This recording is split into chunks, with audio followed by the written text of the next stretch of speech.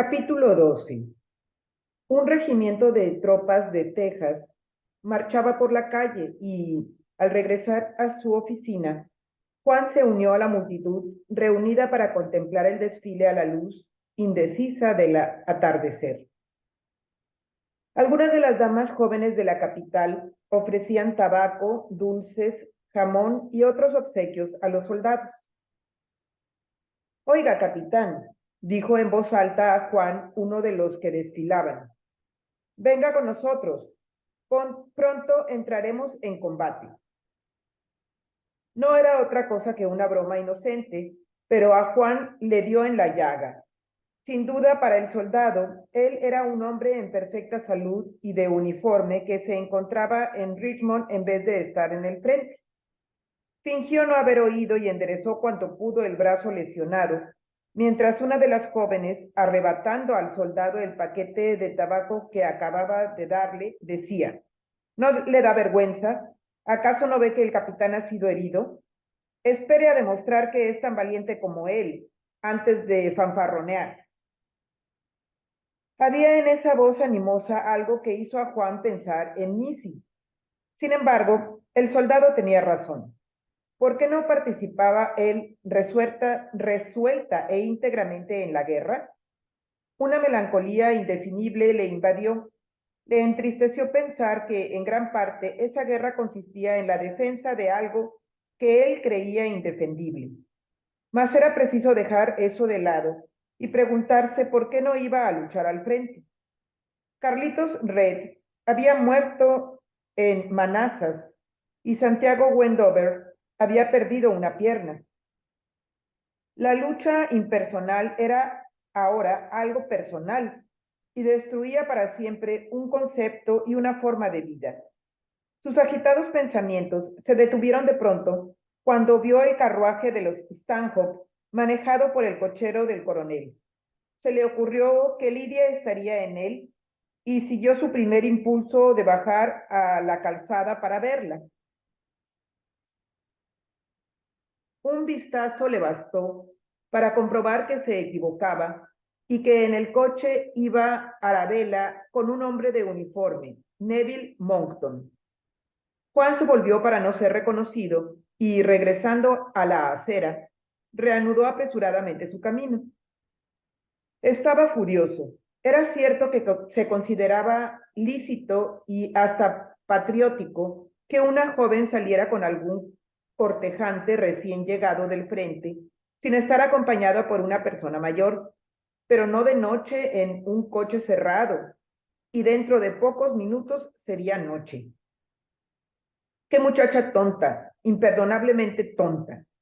Jugaba con fuego sin pensar en que cualquier momento podría quemarse. Juan apretó los dientes de rabia y, aunque trató de decirse que su ira respondía a que tenía envidia de Neville Monckton, de su gallarda figura, de su valor en el combate y hasta de sus éxitos donjuanescos, tuvo que convencerse de que era injusto consigo mismo. Se trataba sencillamente de que ese hombre seguía siendo el vicioso calavera de la calle Liberty y no era digno de Arabella.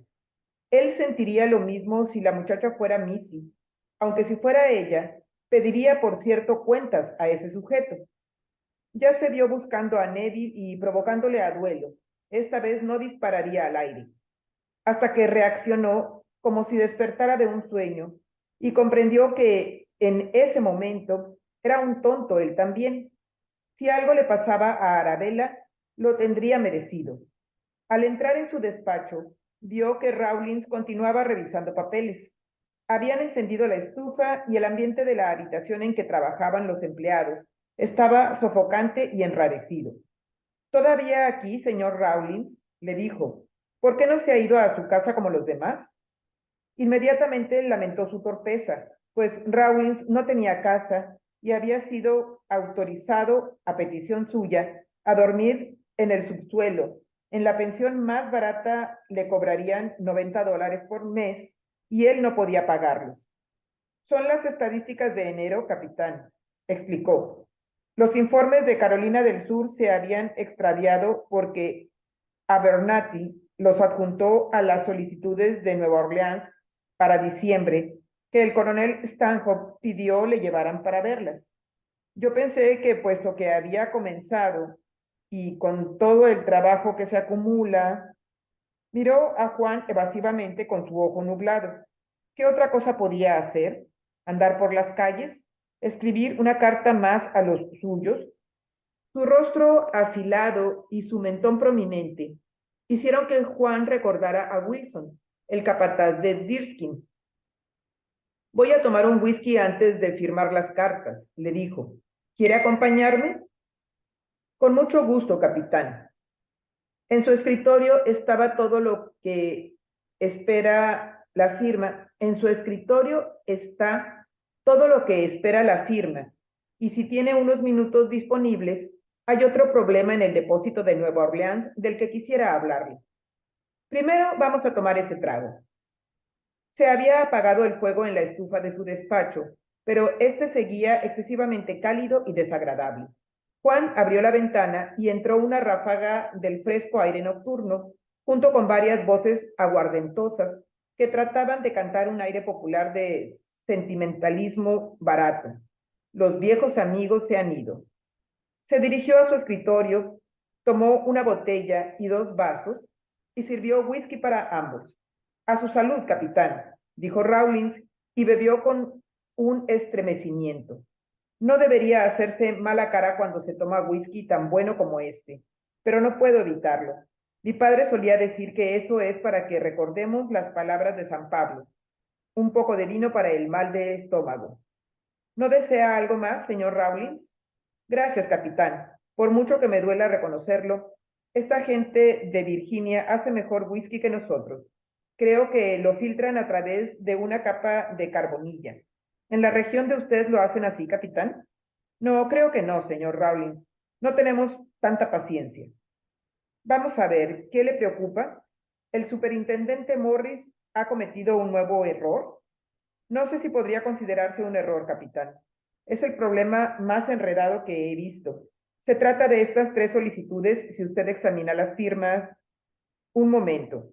Si no le he entendido mal, usted ha encontrado otro error en el informe del señor Morris correspondiente a enero. ¿Faltan más de 800 balas? No es el informe de enero, capitán, sino el de diciembre.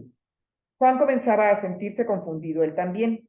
Pero usted puso sus iniciales en el informe de diciembre, lo que quiere decir que lo encontró exacto e igualmente el coronel Stanhope. Así es, señor. Como le decía, Abernathy juntó por equivocación los informes de Carolina del Sur de enero con los de Nueva Orleans de diciembre, y así fue como lo advertí. Advirtió que, señor Rawlins, esas 3 solicitudes del ejército sobre algodón depositado en Nueva Orleans, 2 en diciembre y una en noviembre. Le va a parecer imposible, señor, pero esas 2 de diciembre. Se detuvo como si vacilara al borde de un precipicio antes de saltar al otro lado. Creo que han sido falsificadas. Juan quedó un instante mudo de sorpresa. ¿Falsificadas? ¿Está seguro de lo que dice? No encuentro otra explicación, señor. Si observa primero la firma de la solicitud de noviembre, que es la del mayor Ira Howell. ¿Mayor qué? Ira Howell. El nombre Ira fue lo que me hizo recordarla y mirar las solicitudes de noviembre para comprobar si la firma era la del mayor Howell. Al hacerlo, comprendí que las 2 de diciembre tenían que ser falsas. ¿Tenían que ser? Déjeme verlas. Al examinar las 3 solicitudes, Juan comprobó que todas llevaban la firma de un mayor Ira Howell, intendente militar de Nueva Orleans, y que aunque podía haber algunas pequeñas diferencias en las A y las H de las solicitudes de diciembre con relación a la de noviembre, eran demasiado insignificantes para justificar la creencia de que habría habido una falsificación. Señor Rawlins, yo no soy experto calígrafo, dijo, pero si no tiene algo más concreto en qué fundar su afirmación. ¿Recuerda usted aquella escaramuza que se produjo en Poik Church a mediados de noviembre? En ella resultó muerto el mayor Ira Howell. Y si murió en Virginia entonces, ¿cómo pudo firmar estos pedidos en diciembre en Nueva Orleans? Juan hizo un esfuerzo por mantenerse tranquilo y dijo, Si el mayor Howell era intendente militar de Nueva Orleans, parece incomprensible que muriera en un encuentro en Virginia. El observador decía que después de la batalla de Manassas, el mayor Howell resolvió pedir que le reincorporasen al servicio activo en su estado natal. Vamos a estudiar estas solicitudes. Si usted está en lo correcto, la fechada de noviembre tiene la firma auténtica del mayor Howell y las firmas que figuran en las 2 de diciembre son falsificadas. Esto representaría 200 balas de algodón el 7 de diciembre y otras 200 el 14 del mismo mes. Así es, capitán. Y si le agrega las 800 que faltan en el informe del superintendente Morris de enero, Juan pensó 1,200 balas de algodón, o sea, unos $250,000 al precio que se cotizaba en los muelles de Nassau. Guardemos reservas sobre esto, señor Rawlins, dijo luego. Es posible que el superintendente Morris esté complicado, pero tenemos que evitar los juicios apresurados. Hay más de 20 empleados en el depósito de Nueva Orleans y cualquiera de ellos... Sí, señor, yo también pensé en eso. Hay otro punto curioso. ¿Cómo es posible que quien falsificó las firmas ignorase la muerte del mayor Howell? Creo que lo sabía. El mayor Ira Howell estaba relacionado con algunas de las personas más prestigiosas de Nueva Orleans y forzosamente ha tenido que aparecer algo sobre su muerte en los periódicos de esa ciudad, pero los muertos no hablan. Aún así, ese hombre corría un riesgo muy serio. Sí, señor, es verdad, pero un riesgo mucho menor que si hubiera falsificado la firma de una persona viva. Usted habla con una seguridad como si tuviese pleno dominio del asunto. Está usted en lo cierto, capitán, lo tengo. Cada día manejo documentos que representan millares de dólares en algodón. Conociendo como conozco los trámites de este ministerio, con un pequeño capital podría hacer una fortuna. Alzó rápidamente la diestra. Hablo de las fantasías de un hombre pobre, capitán, no de sus planes. Pero a menudo se me ha ocurrido que existen muchas posibilidades de falsificar solicitudes de retiro que recibimos a centenares cada mes. ¿Cómo podríamos comprobar su autenticidad? No tendríamos tiempo para hacer otra cosa. De manera que nosotros dejamos pasar pedidos falsificados. Estoy seguro de que así es. No muchas, quizás, si se tiene en cuenta la tentación constante que existe, pero no pocos. ¿No ha tenido usted la misma sospecha? A menudo, confesó Juan, pero trato de no pensar en eso, así como tampoco en muchas otras cosas de este ministerio. Comprendo, y si esto pudiera mejorar la situación, gracias a usted, tal vez. Sin embargo, todo lo que sabemos es que alguien ha robado 400 balas de algodón del depósito de Nueva Orleans. El superintendente Morris, lo dudo. Estos son documentos militares y, por tanto, lo más probable es que el delincuente sea un militar. El silencio de Rawlins le dio a entender que pensaba de otro modo, y su gesto de sospecha volvió a hacer que Juan recordara a Wilson. Cuando se trata con un hombre de tierra adentro, se encuentra enseguida desconfianza. Tengo la impresión, dijo, de que usted se guarda algo sobre Morris. No me parece este un momento para guardar secretos. Si tuviera la seguridad de que puedo hablar sin recato, nada de lo que usted me diga saldrá de estas 4 paredes. Es por la forma en que fue nombrado el señor Morris. Cuando renunció el señor Adair, se presentaron más de 100 candidatos para el puesto, como usted recordará. Empiezo a comprender. ¿Usted cree que había otros más merecedores que el señor Morris y que el coronel Stanhope hizo un acto de favoritismo? Rawlins se animó a ahondar más en el asunto. El señor Morris ni siquiera solicitó el nombramiento, dijo. El coronel Stanhope se lo ofreció en una carta que yo copié de un borrador hecho a lápiz por él. Juan buscó en su memoria alguna ocasión en que hubiera oído al coronel Stanhope mencionar a Morris o a algún hecho relacionado con este nombre y no recordó nada. Sin embargo, declaró, no encuentro nada irregular en su nombramiento. ¿Qué otra cosa le inquieta? No quisiera perder mi empleo, capitán. Dudo de que usted tenga que preocuparse en absoluto por eso. Me refiero al coronel Stanhope, soltó abruptamente Rawlins. ¿Por qué es tan interesado en los informes de Nueva Orleans? ¿Por qué está tan interesado en los informes de Nueva Orleans? A Juan se le fue el alma a los pies. Si el oficial mayor comunicaba a alguien sus sospechas y llegaban estas a oídos de los periódicos opositores, de la Gaceta de Moncton, por ejemplo, no sé si comprende usted bien el significado de sus palabras, dijo. Debo advertirle que las mida bien. Tal vez Rawlins vio ya perdido su puesto. El caso fue que dijo, no soy ciego, capitán. No puedo hacer como que no advierto algo raro cuando lo veo. Usted me preguntó. Sí, le pregunté, pero usted se lanza a hacer conjeturas fantásticas. Que el coronel Stanhope, en complicidad con el señor Morris, Dios mío, ¿cómo puede imaginar tal cosa? Rawlins no contestó y Juan advirtió que pisaba terreno peligroso. En cuanto se despiertan las sospechas en un hombre de tierra adentro y empieza a creer que hay algo malo cerca, se aferra a sus recelos como un mastín. Parece que le resulta curioso, dijo, que el coronel Stanhope se interese por los informes de Nueva Orleans. Pero, ¿por qué? ¿Hay algo extraño en que él quiera saber lo que pasa? Al mismo tiempo que decía eso, encontraba la respuesta en sí mismo. Sí, había algo extraño, pues Stanhope ni siquiera había dado antes un vistazo a los informes de los depósitos. ¿A qué se debía ese repentino interés por Nueva Orleans? Trató de formular una hipótesis en voz alta. Es posible que el coronel tenga el propósito de inspeccionar algunos de los depósitos durante este viaje, además de los ferrocarriles. No dijo nada, pero tenía tanta prisa por partir. Un frío resplandor en el ojo nublado de Rawlins le hizo detenerse en seco. El lujo extravagante de Lidia daba motivo a habladurías en la capital, y era un secreto a voces que el coronel Stanhope había ido mucho más allá de lo que le permitían sus medios. Por otra parte, en su nueva plantación de Luisiana, cultivaba suficiente algodón para sacar cerca de $750,000 en Nassau y unas 1,400 balas de su última cosecha estaban almacenadas en Nueva Orleans.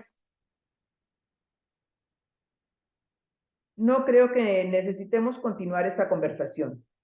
Digamos que ha sido usted víctima de un exceso de celo, dijo Juan. Rawlins no estaba dispuesto a decirlo. Si había perdido el puesto, tanto valía perderlo por decir toda la verdad como por haber dicho solo la mitad. Su voz tenía un aire de desafío cuando respondió. Y esa nota que dejó, en que da órdenes de no comunicarse con el superintendente Morris. Juan había olvidado la nota y dijo, algo desconcertado. Ah, ¿eso? Lo más probable es que el coronel haya encontrado el error en el informe del señor Morris y resuelto investigar personalmente el asunto. El oficial mayor no iba a dejarse convencer tan fácilmente. ¿Y las solicitudes falsificadas? ¿Por qué iba a pedir a Abernathy que las sacara del archivo? ¿Acaso iba a realizar una investigación sin decirle una palabra a usted? ¿No es usted el encargado de todo lo referente al algodón? Por su parte, tampoco Juan aceptaba que le acorralaran así. Hay algo que usted parece olvidar, Rawlins, dijo. El jefe de este ministerio es el coronel Stanhope. No me corresponde a mí, ni a usted, poner su conducta en tela de juicio. Yo voy a olvidar esta conversación y quiero que usted también la olvide. ¿Hablo con bastante claridad? Sí, capitán. Habla con bastante claridad. Juan comprendió, como le había acontecido con Wilson, que las relaciones entre ambos ya no serían las mismas en adelante. ¿Por qué no va a comer algo? Dijo. En cuanto firme estas cartas, cerraré y me iré. Nos veremos por la mañana. Buenas noches. Buenas noches, capitán. Al ver alejarse la magra figura del oficial mayor, Juan hizo votos para que recordara la advertencia de San Pablo. Si estiraba algo la definición de un poco de vino hasta el punto de embriagarse y ponerse a charlar, el ministerio se desplomaría sobre ambos. Cuando después de comer en su hotel, Juan se puso a caminar un poco, le parecía que Rawlins iba a su lado como un espectro. Hacerse enemigo de un hombre de tierra adentro era peligroso, sobre todo si provenía de una región pobre y de varias generaciones que habían luchado contra la miseria. en el aislamiento. Las sospechas de Rowling eran absurdas, empero, y lo que había pasado con toda seguridad era que el coronel Stanhope, oliendo algo sucio, había ido a Nueva Orleans para averiguarlo. Sin embargo, eso no resolvía varios puntos oscuros. ¿Por qué no me dijo nada el coronel? ¿Por qué salió con tanta prisa? Se detuvo para poder pensar mejor. Dejando a un lado la cuestión de la culpabilidad o la inocencia, había que preguntarse si el coronel tenía algún indicio de irregularidades. La respuesta dependía de saber si había ido a Nueva Orleans o no. Había un modo de averiguarlo. Lidia tenía que saberlo. Y aunque Juan tenía firmemente resuelto no ir nunca a la casa de los Stanhope cuando existiera la probabilidad de encontrar a Lidia sola, esa noche estaba muy perturbado, necesitaba saber. Cuando llegó a la puerta de la casa, toda su puntillosa preocupación por el deber se desvaneció, pues comprendió que no era el deseo de aclarar una cuestión de decencia administrativa lo que le llevaba allí, sino el deber a Lidia, en la que pensaba constantemente desde que su marido partiera de viaje. Casi le sofocó la fuerza de los latidos de su corazón. Abrió la puerta, abrió la puerta a Moss, con el gesto impasible que Juan le conocía. Quería decir que conocía todos los secretos de la familia y le guardaba lealtad, que había estado oyendo una discusión, pero no diría nada. Fue Arabella quien le recibió al anunciarse su llegada. Tenía un vestido de terciopelo granate y en el cuello una angosta cinta negra de la que colgaba la misma alhaja que llevara la noche del baile del regimiento de infantería ligera. ¿Qué le trae a usted por aquí? ¿Alguien ha prendido fuego a esa sucia oficina suya? Dijo, y mirándole de mal humor añadió, está delgado como una caña de pescar. ¿Y dónde está su espada? Un hombre de uniforme parece medio desnudo sin la espada. ¿Va a la fiesta de los Taylor esta noche? Juan contestó que se había excusado de ir. Conocía ese estado de ánimo de Arabella y su costumbre de descargarlo sobre el primero que llegaba, pero esa noche la encontró de humor más sombrío que nunca. ¿Qué parte tenía en ello Neville Monckton? ¿O sería a causa de Carlitos Red o de ese Mackenzie de Georgia? Se estaba formando en torno a ella una leyenda agorera. Cuando Red y Mackenzie murieron en Manassas, cada uno llevaba al cuello uno de sus pañuelos, pues hasta que se liberó esa batalla, la guerra era como uno de los torneos, recuerdos de las justas caballerescas que se desarrollaban en las fiestas de las haciendas, trasladado a un campo más vasto. No necesita quedarse ahí de pie, dijo Arabella. Venga con nosotras a la sala. Lidia, que estaba también vestida para salir, tenía una expresión tensa. Pero qué agradable sorpresa, capitán, dijo con una sonrisa que desmentían sus ojos de fría indiferencia. Veo que he venido en un mal momento. Debía haber imaginado que ustedes iban a casa de Taylor. Deseaba saber dónde se encuentra estos días el coronel, pero no es importante. Si me disculpan, no se vaya, capitán, dijo Arabella. No podía haber sido más oportuno. La preciosa mujercita de papá me estaba dando otro sermón y yo he tenido el mal tino de hacerle perder la paciencia. Le ruego, capitán Bottomley, que me disculpe un momento, intervino Lidia secamente. Parece que he olvidado los guantes. Podremos hablar del coronel cuando vuelva. Juan la siguió con la mirada mientras salía por el vestíbulo y subía las escaleras. Le pareció tan pequeña y tan frágil, tan expuesta a cualquier desastre, que experimentó un sentimiento de compasión agudo como un dolor físico. Imagino que me está criticando severamente, dijo Arabella. ¿Por qué tiene que ser tan hiriente, Arabella? No está bien que riña constantemente con la esposa de su padre. Si el sermón era para aconsejarle que no ande en un carruaje cerrado después del anochecer, creo que habría hecho bien en escucharlo. Entonces, ¿usted lo sabe? La vi por casualidad. ¿A Juanito? Ah, Juanito, repuso mirándole a los ojos. ¿No quiere ser mi amigo? ¿Cuándo he dejado de serlo? Le resultaba difícil mirar de frente a Arabella y pensar a la vez que hubiera descendido a ser un juguete en manos de Neville. No debía importarle en realidad, pero el caso era que le importaba. ¿Qué pasa con usted, Arabella? Añadió. Aunque no pensara en su padre, aunque no pensara en Gup Monkton, en la Gaceta. Sí, ya sé, Juanito. No hay nada de lo que usted me diga que no me lo haya dicho 1000 veces a mí misma, y sin embargo, Missy dice que usted parece verdaderamente enamorada de Neville. ¿Es cierto? No sé, Juanito, pero dentro de pocos días él tiene que volver. Él tiene que volver al frente, y cuando pienso en lo que le pasó al pobre Carlitos Red, sus ojos se humedecieron. ¿Qué es lo que quiere Arabella? ¿Qué está buscando? Ella dejó correr sin rebozo las lágrimas y se acercó a Juan como para reclinar la cabeza en su pecho. No me haga más preguntas, Juanito. Téngame junto a sí y dígame que siente algo de cariño por mí.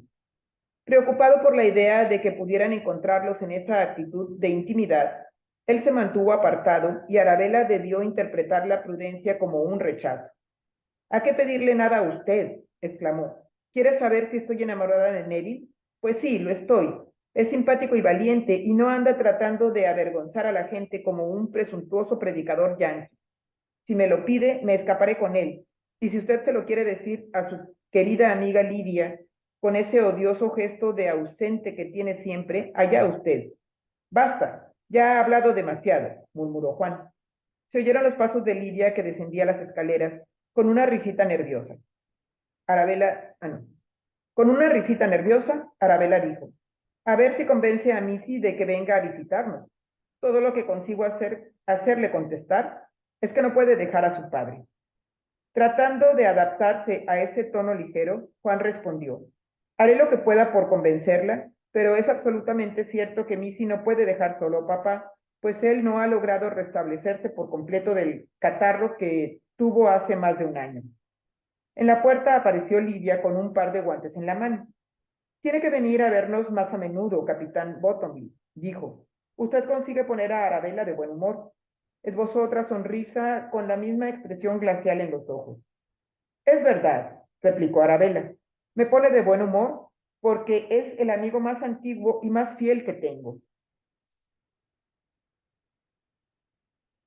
En ese momento sonó el llamado de la puerta de calle con gran alivio de Juan, que se sentía molesto entre ese fuego cruzado. Arabella corrió hacia afuera en otra de sus faltas de mesura, adelantándose a Amos, que llegaba a pasos cortos. Lidia hizo una seña al criado y éste volvió a la cocina con cara de fastidio por haber hecho el viaje inútilmente. Lo mismo que todos los negros del sur, pensó Juan, es una barrica de pólvora que puede explotar en cualquier momento. Les tenemos afecto y confianza hasta en medio de esta guerra, y sin embargo, 5 de los esclavos de Deerskin, entre ellos aquella chica Gloria, se pasaron al norte cuando cayó Pont Royal. Y en verdad, ¿cómo se puede imaginar que haya uno solo de ellos que no tenga puestas sus esperanzas y sus simpatías en el otro bando?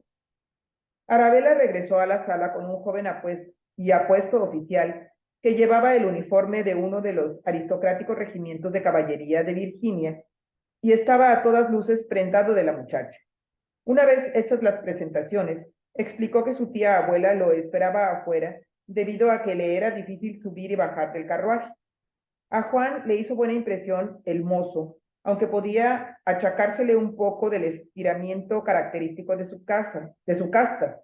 Por lo menos pertenecía a la misma clase que Arabella. Su error consistía en mostrarse demasiado galante con la joven que, inquieta, dijo, es un poco temprano para irnos. No hay que hacer esperar a la tía del teniente, observó Lidia. Esta vez le había tocado a ella anotarse un tanto. La faz de Arabella se nubló, pero conteniéndose se despidió y salió con su acompañante.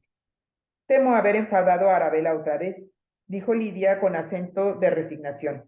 Siempre me sucede lo mismo, y es que desde un principio no le fui simpática.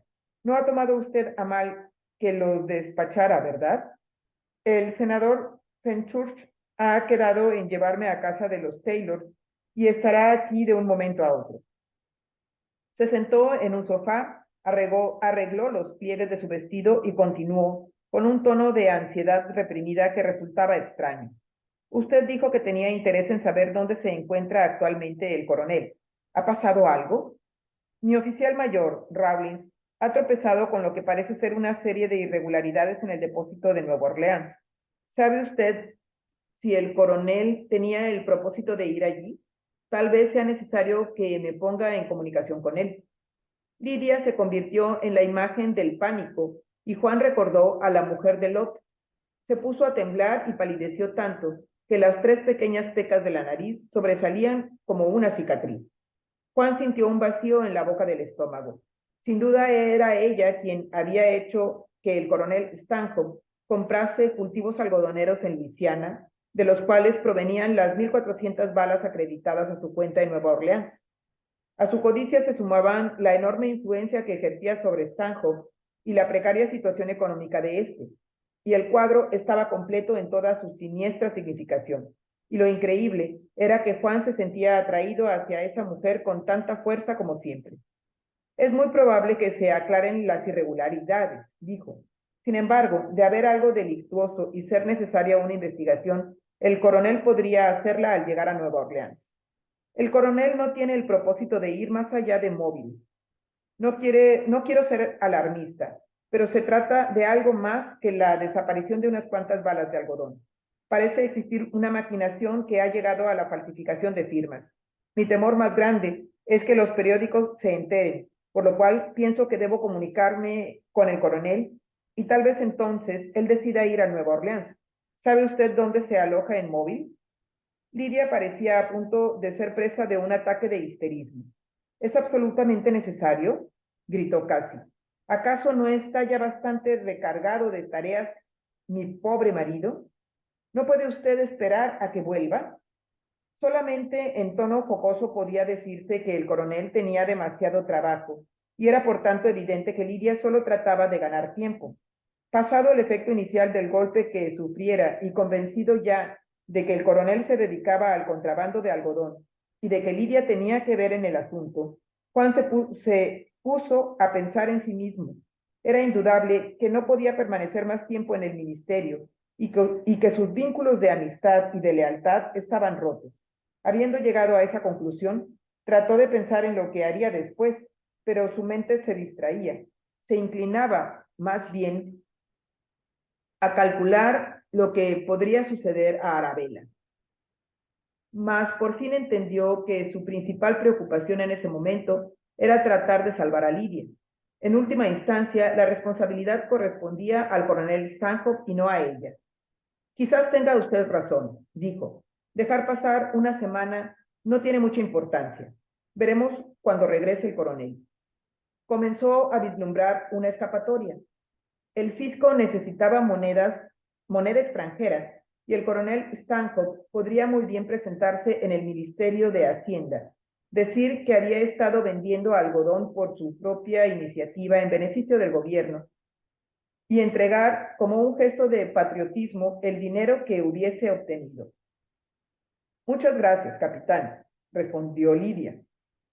El senador le quedará reconocido por la consideración que le demuestra. Volvió a sonar el llamador y luego de despedirse, Juan siguió a Amos al vestíbulo. El recién llegado era el senador Fenchurch, que había enviudado poco tiempo atrás y que se sabía estaba muy interesado por Lidia. Juan le saludó con una inclinación de cabeza al cruzarse con él. Se dirigió a su hotel, entró en el bar y tomó varias copas, porque pensó que solo si bebía podría dormir.